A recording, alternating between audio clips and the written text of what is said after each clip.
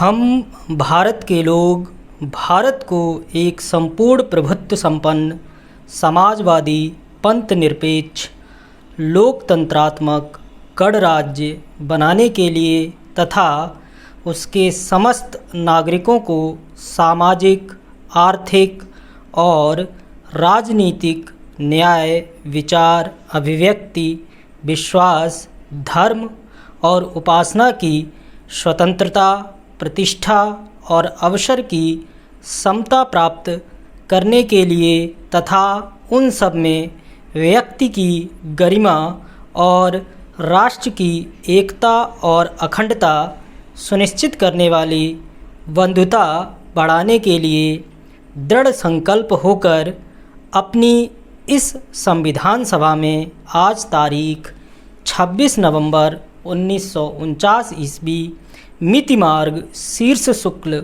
सप्तमी संवत 2006 विक्रमी को एतत् द्वारा इस संविधान को अंगीकृत अधिनियमित और आत्मार्पित करते हैं।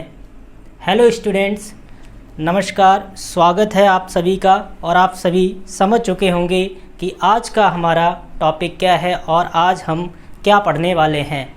जैसा कि मैंने अभी आपको बताया, we the people of India, हम भारत के लोग, अर्थात यह लाइनें हमारी प्रस्तावना की हैं। जैसा कि मैंने अभी आपको प्रस्तावना पढ़ के सुनाया, तो आज हम लोग भारतीय संविधान अर्थात इंडियन कॉन्स्टिट्यूशन के अंतर्गत एक नया टॉपिक पढ़ने जा रहे हैं, जिसे भारतीय संविधान की प्रस्तावना या उद्देशिका कहा जाता है। प्रेम्बल्स ऑफ इंडियन कॉन्स्टिट्यूशन के बारे में आज हम लोग पढ़ना प्रारंभ करेंगे। ठीक है भाई, तो सभी को नमस्कार एक बार फिर से। और सबसे रिक्वेस्ट है कि चैनल को अभी तक अगर सब्सक्राइब नहीं किया है तो चैनल को जाके सब्सक्राइब करें, बेल आइकन को प्रेस करें, जिससे कि आने वाली वीडियोज़ की नोटिफिकेशन आपको मिलती रहें। वीडियोज़ को लाइक करें और शेयर करते रहें, अपने दोस्तों तक वीडियोज़ को पहुंचाएं, जिससे कि मुझे मोटिवेशन मिले और मैं नई टॉपिक पर नए वीडियो आपको दे सकूं। ठीक है, तो आज हम लोग पढ़ना प्रारंभ करते हैं भारतीय संविधान की प्रस्तावना। तो आप सभी जानते हैं कि जो भारत का संविधान है, इसका प्रारंभ ही बेटा कहाँ से होता है? प्रस्तावना से होता है। भारतीय संविधान का जो प्रारंभ है वो कहाँ से होता है? प्रस्तावना से ही होता है। और आप सभी अच्छी तरीके से जानते हैं कि प्रस्तावना जो है बेटा, इसको हमने कहाँ से अडॉप्ट किया है, यानी इसका फॉरेन सोर्स क्या है। पहली क्लास में जब मैंने आपको foreign sources of Indian constitution पढ़ाया था, तो उसमें बताया था कि जो प्रस्तावना है भारतीय संविधान की, उस प्रस्तावना को बेटा कहाँ से लिया गया है, तो सोर्स क्या है इसका? संयुक्त राज्य अमेरिका के संविधान से हमने प्रस्तावना को अपने संविधान में रखा है। अर्थात अगर विदेशी स्रोत की बात करें तो संविधान की प्रस्तावना ली गई है संयुक्त राष्ट्र अमेरिका अर्थात USA के संविधान से इसको लिया गया है। अगर हम बेटा इसके बेस की बात करें, आधार की बात करें, तो आप सभी अच्छी तरीके से जानते हैं कि 13 दिसंबर सन 1946 को पंडित जवाहरलाल नेहरू द्वारा भारत की जो संविधान सभा थी, उस संविधान सभा में एक उद्देश्य प्रस्ताव लाया गया था। 13 दिसंबर 1946 को जो उद्देश्य प्रस्ताव लाया गया था, इस उद्देश्य प्रस्ताव को भारतीय संविधान सभा द्वारा 22 जनवरी 1947 को स्वीकार कर लिया गया और इसी उद्देश्य प्रस्ताव को संक्षिप्त कर भारत की प्रस्तावना बना दिया गया। तो अगर हम बेस की बात करें बेटा, तो इसका बेस या आधार क्या है बेटा? तो आप कह सकते हैं उद्देश्य प्रस्ताव अर्थात ऑब्जेक्टिव रिजोल्यूशन जो लाया गया था किसके द्वारा? वाई पंडित जवाहरलाल नेहरू द्वारा। और जो कॉन्स्टिट्यूएंट असेंबली थी, इसने अर्थात भारतीय संविधान सभा द्वारा इस उद्देश्य प्रस्ताव को स्वीकार कर लिया गया था 22 जनवरी 1947 को, और इसे ही संक्षिप्त करके भारतीय संविधान की उद्देशिका या प्रस्तावना बना दिया गया। अगर हम बात करें बेटा, तो बहुत सारे पॉलिटिकल जो थिंकर्स हैं, वे सभी इस प्रस्तावना को ही बेटा भारतीय संविधान का दर्शन, भारतीय संविधान की कुंजी और भारतीय संविधान की आत्मा और हृदय मानते हैं।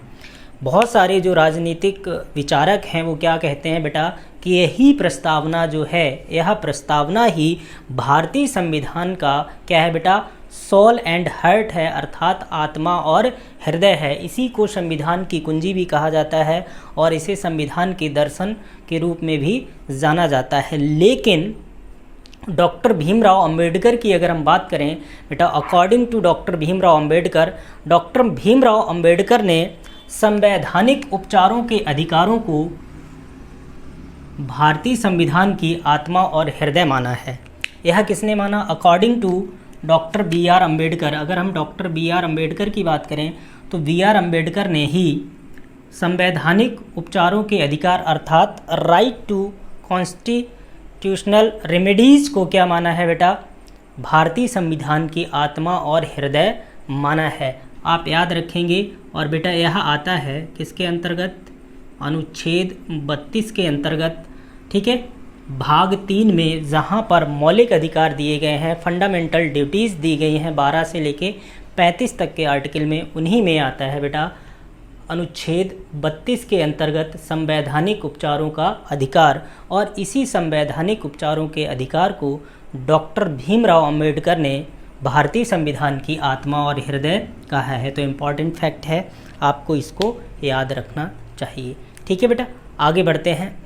अब अगर हम बात करें बेटा कि जो संविधान में प्रस्तावना को शामिल किया गया था, जो ऑब्जेक्ट रिजोल्यूशन लाया गया था पंडित जवाहरलाल नेहरू द्वारा, तो अगर हम इसकी लैंग्वेज की बात करें, भाषा की बात करें, तो मैंने आपको बताया भी होगा, जो foreign sources of Indian constitution की पहली क्लास थी उसमें मैंने आपको बताया था कि प्रस्तावना की जो भाषा है उसमें लगभग पूरी की पूरी भाषा कहाँ से ली गई है? ऑस्ट्रेलिया के संविधान से ली गई है। कहाँ से ली गई है? ऑस्ट्रेलिया के संविधान से ली गई है।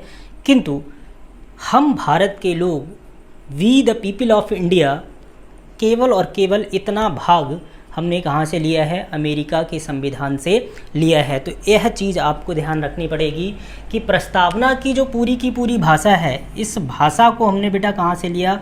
ऑस्ट्रेलिया के संविधान से लिया। लेकिन we the people of India, हम भारत के लोग, इतना पार्ट जो प्रस्तावना का है वो कहाँ से लिया गया बेटा? वो अमेरिका के संविधान से लिया गया है। अब प्रश्न यह उठता है कि क्या प्रस्तावना भारतीय संविधान का भाग है? क्या प्रस्तावना भारतीय संविधान का भाग है या अंग है? Is preamble a part of Indian constitution? क्या प्रस्तावना भारतीय संविधान का भाग है या अंग है? तो इसके बारे में चर्चा करने से पहले आपको ये पता होना चाहिए कि प्रस्तावना से संबंधित कई एक केसेस थे जो सुप्रीम कोर्ट पहुँचे, और उन्हीं के आधार पर हम ये एनालिसिस करेंगे कि प्रस्तावना को भारतीय संविधान का भाग माना जाता है या नहीं माना जाता है। तो सबसे पहला जो केस था बेटा, अगर हम इसकी चर्चा करें, union of India versus Madan Gopal 1957, 1957 में यूनियन ऑफ इंडिया और मदन गोपाल का जो केस था वह 1957 में सुप्रीम कोर्ट में पहुंचा था, अर्थात भारत के सर्वोच्च न्यायालय में पहुंचा था। और इस केस में प्रस्तावना से संबंधित सुप्रीम कोर्ट ने आदेश दिया था और यह कहा था कि जो प्रस्तावना है, इस प्रस्तावना को लेकर न्यायालय में कोई भी केस नहीं किया जा सकता है। ऐसा किस केस में कहा गया था बेटा? Union of India versus Madan Gopal का जो मामला था, इस मामले में सुप्रीम कोर्ट ने कहा कि प्रस्तावना को लेकर न्यायालय में केस नहीं किया जा सकता है। पहली चीज़ तो ये होगी। इसके बाद क्या हुआ बेटा? 1960 की बात करें, और 1960 में वेरुवारी जो केस था बेटा, यह सुप्रीम कोर्ट पहुंचा। और इस केस में ही आपको अच्छी तरीके से पता होगा कि सर्वोच्च न्यायालय ने साफ साफ कह दिया कि भाई सीधी सी बात है, जो प्रेम्बल है, जो प्रस्तावना है, वह भारतीय संविधान का अंग नहीं है, वह भारतीय संविधान का भाग नहीं है। अर्थात अगर आपसे पूछ लिया जाए कि किस मामले में सर्वोच्च न्यायालय ने यह निर्णय दिया था, कि प्रस्तावना जो है वो भारतीय संविधान का भाग नहीं है। तो आप आंसर क्या करेंगे, वेरुवारी केस 1960, अर्थात 1960 का जो वेरुवारी मामला था, इस मामले में सर्वोच्च न्यायालय ने साफ साफ बोल दिया कि जो भारतीय संविधान की प्रस्तावना है, इस प्रस्तावना को भारतीय संविधान का अंग नहीं माना जाता है या अंग नहीं है। लेकिन यदि कहीं भी संविधान की भाषा संदिग्ध मिलती है, अगर कहीं संविधान की जो भाषा है वह कैसी मिलती है बेटा, संदिग्ध होती है, तो जो न्यायाधीश हैं वह अपने डिसीजन को देने के लिए, अपने निर्णय को देने के लिए प्रस्तावना का सहारा ले सकते हैं। अर्थात प्रस्तावना का सहारा लेके उस संदिग्ध भाषा की व्याख्या न्यायाधीश कर सकता है। यह किस केस में कहा गया, यह किस मामले में कहा गया, तो अभी मैंने आपको बताया यह कहा गया 1960 के वेरुवारी केस में। और वेरुवारी केस के अंतर्गत सर्वोच्च न्यायालय ने साफ साफ इनकार कर दिया कि जो प्रेम्बिल है, प्रस्तावना है, वह भारतीय संविधान का भाग नहीं है। ठीक है बेटा, आगे बढ़ते हैं अगले मामले की तरफ, अगले केस की तरफ।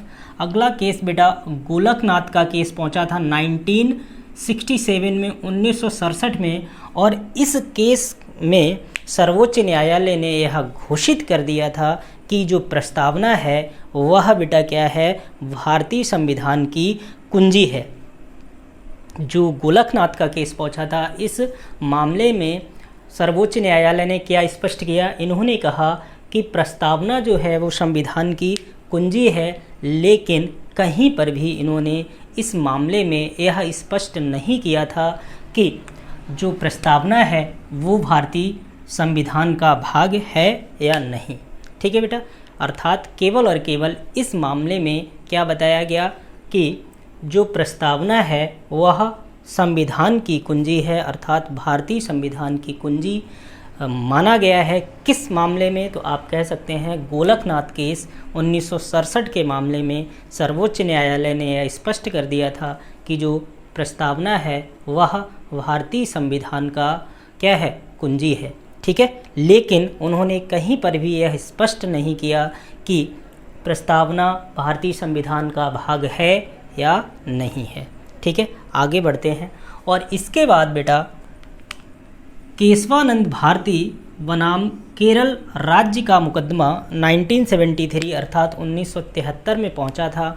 और इसी मामले में सर्वोच्च न्यायालय ने साफ साफ और स्पष्ट रूप से बता दिया था, और इसी मामले में सर्वोच्च न्यायालय ने प्रस्तावना को भारतीय संविधान का अंग माना था। अर्थात आप यह कह सकते हैं कि केशवानंद भारती वर्सेस केरल राज्य 1973 का जो वाद था, इस वाद से सर्वोच्च न्यायालय ने यह स्पष्ट कर दिया कि जो प्रस्तावना है वह भारतीय संविधान का क्या है बेटा, भारतीय संविधान का भाग है। और जब यह भारतीय संविधान का भाग है तो अनुच्छेद 368 के तहत प्रस्तावना में भी संशोधन किया जा सकता है। अर्थात 1973 का जो केशवानंद भारती वर्सेस केरल राज्य था, इसके माध्यम से यह कहा गया कि प्रस्तावना क्या है बेटा, भारतीय संविधान का भाग है। और इस प्रस्तावना में आर्टिकल 368 के तहत क्या कर सकते हैं, संशोधन भी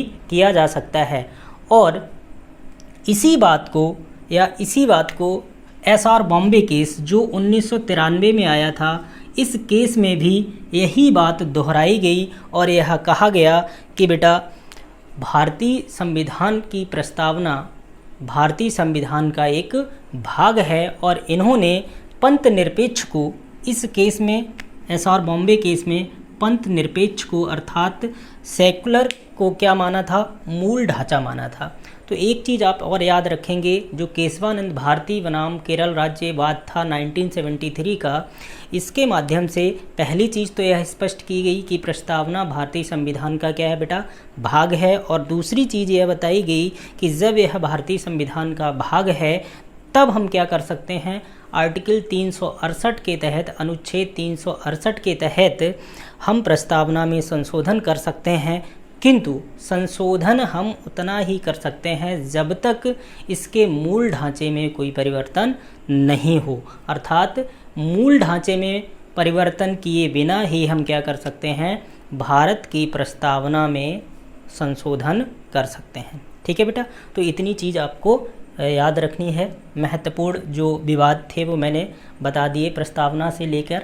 अब बात करते हैं बेटा, जब यह क्लियर हो गया 1973 में कि प्रस्तावना में क्या किया जा सकता है, संशोधन किया जा सकता है, तो इंदिरा गांधी सरकार के द्वारा 1976 में अर्थात 1976 में भारत की प्रस्तावना में संशोधन किया गया और केवल एक बार ही अभी तक भारत की जो प्रस्तावना है उसमें संशोधन मात्र एक बार हुआ है, और वह कब हुआ, वर्ष 1976 में हुआ है बेटा। कब हुआ है, वर्ष 1976 में।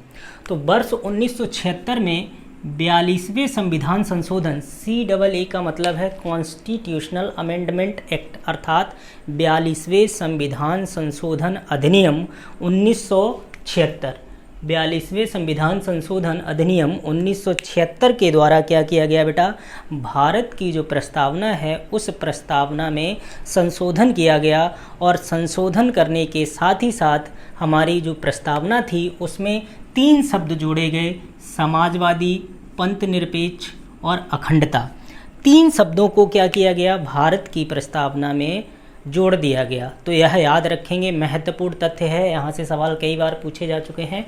42वें संविधान संशोधन अधिनियम 1976 के द्वारा भारत की जो संविधान की प्रस्तावना है उस प्रस्तावना में संशोधन करते हुए भारतीय संविधान की प्रस्तावना में 3 शब्द अर्थात समाजवादी, सोशलिस्ट, पंथनिरपेक्ष, सेकुलर और अखंडता अर्थात इंटीग्रिटी, यह 3 शब्द जोड़े गए। और आप सभी अच्छी तरीके से जानते हैं यह संशोधन कब हुआ था, 1976 में, जब इंदिरा गांधी की सरकार थी।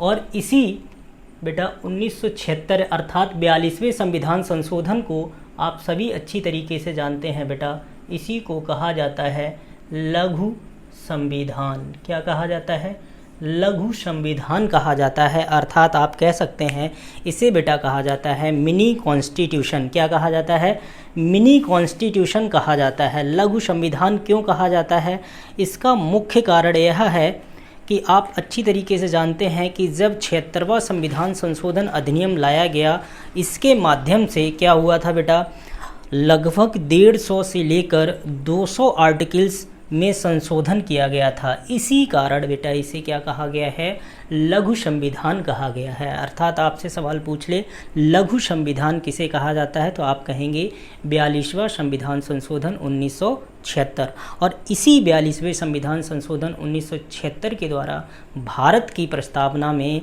संशोधन किया गया और संशोधन करते हुए 3 शब्दों को ऐड कर दिया गया, समाजवादी, पंथनिरपेक्ष और तीसरा था बेटा अखंडता, इंटीग्रिटी। इन सबको क्या कर दिया गया, इसमें जोड़ दिया गया। ठीक है, इतनी चीज़ आपको समझ में आई या नहीं आई, आगे होगी। ठीक है, आगे बढ़ते हैं बेटा। ठीक है, आगे बढ़ने से पहले अब आपको पता होना चाहिए, अभी जो प्रस्तावना क्लास की स्टार्टिंग में मैंने आपको सुनाई थी उस प्रस्तावना की ही हम बात करेंगे।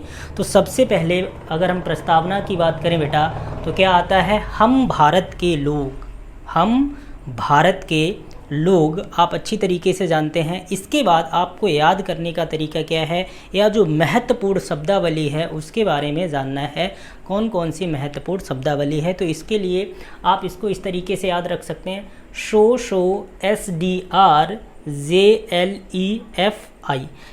किस तरीके से इसको डिफाइन करेंगे, आइए देखते हैं। तो सबसे पहले अगर हम बात करें बेटा, हम भारत के लोग, ठीक है, यहाँ से इतनी चीज़ समझ में आई। अब भारत को, हम भारत के लोग भारत को एक अर्थात सोवरेन का मतलब होता है प्रभुत्व संपन्न या संप्रभुता। हम भारत के लोग भारत को प्रभुत्व संपन्न, एक प्रभुत्व संपन्न सोवरेन। फिर क्या होगा बेटा, दूसरा से होगा सोशलिस्ट अर्थात समाजवादी। हम भारत के लोग भारत को एक संपूर्ण प्रभुत्व संपन्न समाजवादी, और इससे क्या होगा, सेकुलर अर्थात पंथ निरपेक्ष। ठीक है, और डी से क्या होगा बेटा, लोकतांत्रिक, और आर से क्या होगा, रिपब्लिक अर्थात गणराज्य। हम भारत के लोग भारत को एक संपूर्ण प्रभुत्व संपन्न समाजवादी पंथ निरपेक्ष लोकतांत्रिक गणराज्य, ठीक है, बनाने के लिए, अब इतनी चीज़ ध्यान रखना, उसके समस्त नागरिकों में अब जस्टिस की बात करेंगे, सामाजिक आर्थिक और राजनीतिक न्याय, जे फॉर जस्टिस। यानी प्रस्तावना में कितने प्रकार के न्याय का उल्लेख किया गया है, तो आप आंसर करेंगे प्रस्तावना में 3 प्रकार के न्याय का उल्लेख किया गया है, सामाजिक आर्थिक और राजनीतिक। अगर एल की बात करें बेटा तो लिबर्टी अर्थात स्वतंत्रता की बात करेंगे, और स्वतंत्रता किस किस की हमें दी गई है प्रस्तावना में अगर हम बात करें तो विचार, अभिव्यक्ति, विश्वास, धर्म और उपासना, अर्थात 5 प्रकार की स्वतंत्रताओं का वर्णन कहाँ किया गया है, प्रस्तावना के अंतर्गत किया गया है। ई से क्या होगा बेटा, ई से होगा इक्वलिटी अर्थात समता या समानता, तो प्रस्तावना में पद और अवसर की समानता का उल्लेख किया गया है, ठीक है। इसके बाद अगर हम बात करें फ्रेटर्निटी, एफ से क्या हो जाएगा, फ्रेटर्निटी अर्थात बंधुता की बात करें, भाईचारे की बात करें, तो आप सभी जानते हैं कि किस तरीके की बंधुता होनी चाहिए, व्यक्ति की गरिमा अर्थात डिग्निटी ऑफ इंडिविजुअल्स बनाए रखने के लिए हमें क्या चाहिए, बंधुता अर्थात भाईचारा होना चाहिए। और आप सभी जानते हैं कि लास्ट में क्या है बेटा, आई अर्थात इंटीग्रिटी अर्थात अखंडता, एकता और अखंडता बनाए रखने के लिए हमें क्या चाहिए बेटा, व्यक्ति की गरिमा और बंधुता होनी चाहिए। तो यह चीज़ आप अच्छी तरीके से जानते हैं, तो इसके बारे में आप अच्छी तरीके से समझ चुके हैं कि भारतीय प्रस्तावना में जो मुख्य शब्द हैं वो कौन कौन से हैं। आइए इनकी चर्चा करते हैं एक बार फिर से। तो सबसे पहले अगर हम बात करें बेटा, हम भारत के लोग की अगर हम बात करें तो यहीं से पता चलता है कि जो संविधान की शक्ति है वो किसमें निहित है, हम भारत के लोगों में अर्थात भारत की जनता में ही संविधान की जो शक्ति है वो निहित है। अर्थात आप कह सकते हैं कि सर्वोच्च शक्ति कहाँ निहित है, भारत की जनता में, ठीक है। तो हम भारत के लोग, इससे हमारा क्या तात्पर्य हुआ कि जो संविधान की शक्ति है, संविधान की शक्ति किसमें निहित है, भारत की जनता में, भारत के नागरिकों में निहित है। तो हम भारत के लोग से आप समझ चुके हैं। और यह पार्ट कहाँ से लिया गया है कि हम भारत के लोग, वैसे तो पूरी की पूरी जो भाषा है, लैंग्वेज है, वो ऑस्ट्रेलिया के संविधान से हमने अडॉप्ट की है, ली है, लेकिन हम भारत के लोग, यह शब्दावली हमने कहाँ से ली है, यह शब्दावली हमने ली है अमेरिका के संविधान से। तो हम भारत के लोग से आपका तात्पर्य क्या हुआ, यह मतलब समझ में आया कि जो संविधान की सर्वोच्च शक्ति है वह कहाँ निहित है, जनता में निहित है, ठीक है। आगे अगर हम बात करें बेटा, शो फॉर सॉवरेन अर्थात संपूर्ण प्रभुत्व संपन्न या संप्रभुता की अगर हम बात करें तो संप्रभुता का मतलब होता है, संप्रभुता का अर्थ होता है कि अगर कोई देश कोई कानून बनाता है या कोई डिसीजन लेता है तो उसमें बाहरी शक्ति का कोई हस्तक्षेप ना हो, अर्थात वह अपने डिसीजन और अपने कानून स्वयं बनाता हो, किसी भी राष्ट्र या किसी भी अन्य शक्ति के दबाव में नहीं होता है, तो उसे बेटा क्या कहते हैं, संप्रभु राष्ट्र या प्रभुत्व संपन्न राष्ट्र कहा जाता है, ठीक है। जैसे भारत अगर कोई कानून बनाता है तो वह ब्रिटेन या अमेरिका के दबाव में आकर कानून का निर्माण नहीं करता है, या कोई निर्णय लेता है तो वह स्वयं सक्षम है निर्णय लेने के लिए, किसी राष्ट्र या किसी शक्ति के दबाव में आकर डिसीजन को नहीं लेता है, ठीक है। तो वह कैसा राष्ट्र कहलाएगा बेटा, संप्रभु राष्ट्र कहलाएगा या संप्रभुता कहलाएगी, ठीक है। तो इतनी चीज़ आपको पता होनी चाहिए, संप्रभुता। और आप सभी जानते हैं कि एक राष्ट्र होने के लिए 4 एलिमेंट आवश्यक होते हैं, अर्थात 4 तत्व प्रमुख होते हैं, जिनमें संप्रभुता भी महत्वपूर्ण तथ्य होता है। पहला तो जनसंख्या होती है, दूसरा होता है एक भूभाग, और तीसरा होता है सरकार, और चौथा होता है संप्रभुता।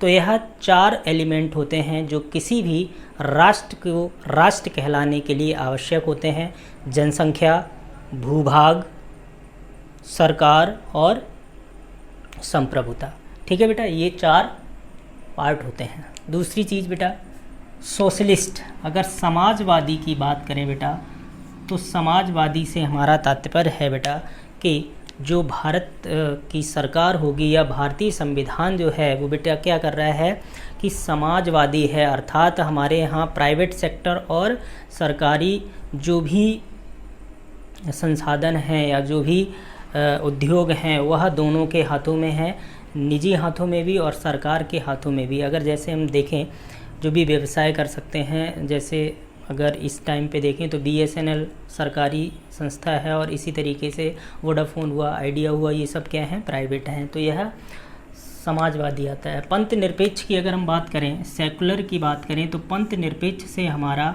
तात्पर्य यह है कि भारत राष्ट्र जो है, अर्थात हमारे संविधान में यह साफ साफ लिख दिया गया, अर्थात 1976 में 42वें संविधान संशोधन द्वारा समाजवादी और पंथ निरपेक्ष यह दो शब्द जोड़े गए थे। तो इसमें साफ साफ यह बताया गया कि भारत का कोई भी राष्ट्रीय धर्म नहीं है, अर्थात भारत जो है वो सभी धर्मों के प्रति उदासीन है, ठीक है, और ना ही भारत का कोई पंथ है। जैसे इस्लाम में अगर देखें तो शिया और सुन्नी, बौद्ध धर्म में देखें तो हीनयान और महायान, यह दो पंथ हैं।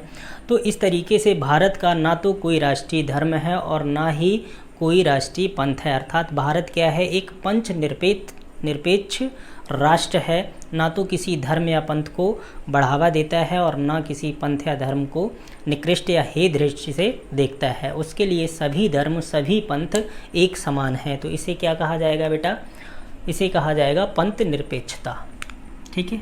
अगली बात लोकतांत्रिक। आप सभी जानते हैं कि लोकतंत्र का मतलब क्या होता है, जनता द्वारा जनता के लिए, ठीक है, शासन क्या कहलाता है, लोकतंत्र कहलाता है। तो भारत एक लोकतांत्रिक राष्ट्र है। अगर हम बात करें बेटा गणराज्य की, ठीक है, रिपब्लिक की, तो आप सभी जानते हैं कि ये कहाँ से लिया गया है, ये फ्रांस से लिया गया है। कहाँ से लिया गया है, फ्रांस, ठीक है। फ्रांस के संविधान से हमने इसको अपने इंडियन कॉन्स्टिट्यूशन में शामिल किया है। और गणराज्य का मतलब ही होता है बेटा head of nation should be elected, अर्थात जो राष्ट्राध्यक्ष होता है, अर्थात आप कह सकते हैं राष्ट्राध्यक्ष मीन्स राष्ट्रपति, जहाँ का प्रेसिडेंट क्या होता है बेटा, निर्वाचित किया जाता है, ठीक है। तो उस राष्ट्र को क्या कहा जाएगा, गणराज्य कहा जाता है। क्या कहा जाता है बेटा, उस राज्य को गणराज्य की श्रेणी के अंतर्गत रखा जाता है, ठीक है। इतनी चीज़ आपको समझ में आ गई होगी। आगे बढ़ते हैं बेटा।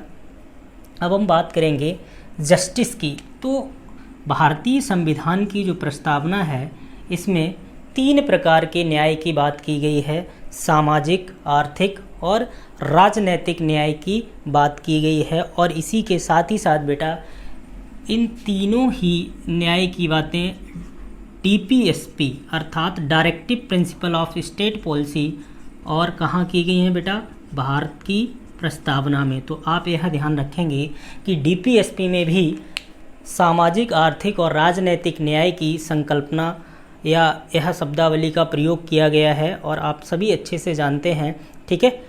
भारत की प्रस्तावना में भी इन शब्दों का प्रयोग हुआ है। तो आपसे पूछ सकता है कि सामाजिक, आर्थिक और राजनीतिक न्याय शब्दों का प्रयोग कहाँ कहाँ मिलता है। तो आप सभी जानते हैं भारत की प्रस्तावना में, भारतीय संविधान की प्रस्तावना में और राज्य के नीति निदेशक सिद्धांतों में उल्लेख मिलता है, ठीक है बेटा।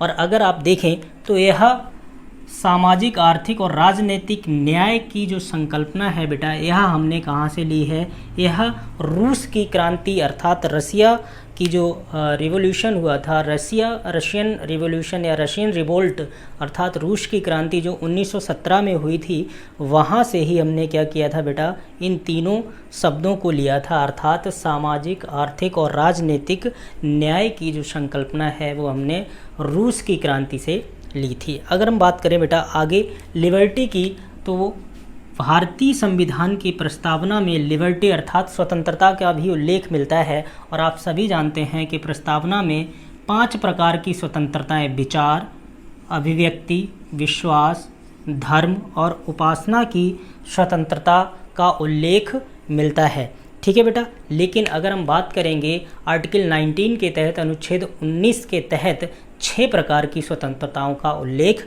मिलता है। तो आप कंफ्यूज नहीं होंगे। अगर हम मौलिक अधिकारों की बात करेंगे, फंडामेंटल राइट्स की बात करेंगे, आर्टिकल 19 की बात करेंगे, तो कितने प्रकार की स्वतंत्रताओं का उल्लेख किया गया है? 6 प्रकार की स्वतंत्रताओं का उल्लेख किया गया है।